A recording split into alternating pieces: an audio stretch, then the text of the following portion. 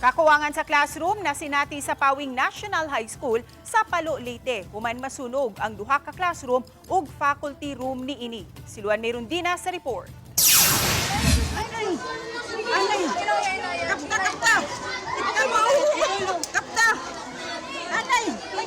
Eksklusibong nakuhaan sa RTV Balitang Bisdak ang pagtabang niining mga grade 7 students sa ilang babaeng classmate nga nakuyapan pasado alauna kagahapon sa hapon.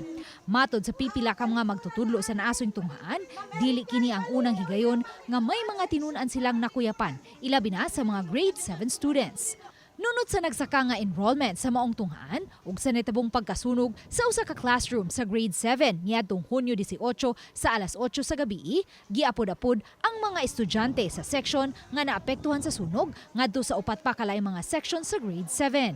Hinungdan nga wa na matuman ang standard unta nga student population matag classroom nga 40 ngadto sa 45. Karon nahimo ng tag 58 ngadto sa 59 ang mga estudyante sa upat ka mga nahabiling section sa grade 7. Kini ang grade 7 Akasya. Sa pagkakaroon moabot na sa 59 ang mga tinun-an karon dinhi.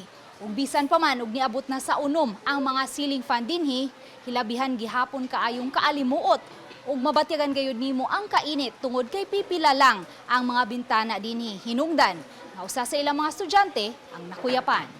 Ug kay way kaugalingong klinik ang maong tunghaan, ang mga magtutudlo na ug ang mga classmates ang nagtinabangay paghatag og first aid sa estudyanteng nakuyapan sa wala pa nila kinidad ang adto sa hospital.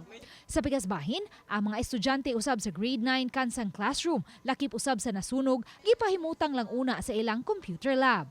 Wala muluwat og pamahayag at ubangan sa camera ang principal sa Pawing National High School kabahin niini kay matod niya adunay spokesperson ang DepEd Palo Leyte Division.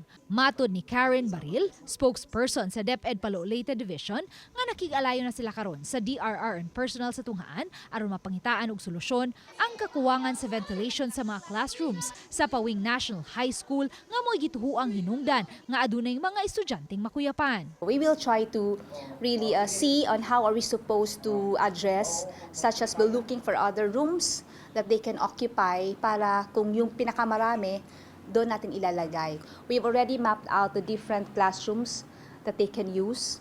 Pero as of now, we will check on that kasi ngayon pa lang ako nakarinig that something to do with the ventilation in the school. Samtang may gipasabot usab ang DepEd Palo Leyte Division spokesperson kabahin sa school clinic sa naasoy tunghaan. There was really a clinic last year.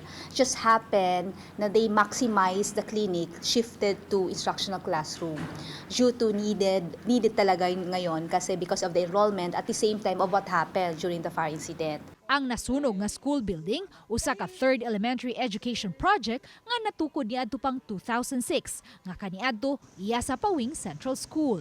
Dihang giablihan na ang Pawing National High School niadtong March 8, 2020, gipagamit na ang maong school building ngadto sa mga high school students. Sa pagkakaron, padayon pa ang investigasyon sa Palo Leyte Bureau of Fire Protection sa pagkasunog sa maong mga classrooms. What really happened? So we're waiting for the report coming from the Bureau of Fire Protection. Until now, we're still waiting for that. But closely is being coordinated with the agency. Uban ni Godfrey Relien o Rod Prado, Luan Merondina, Balitang Bisdak.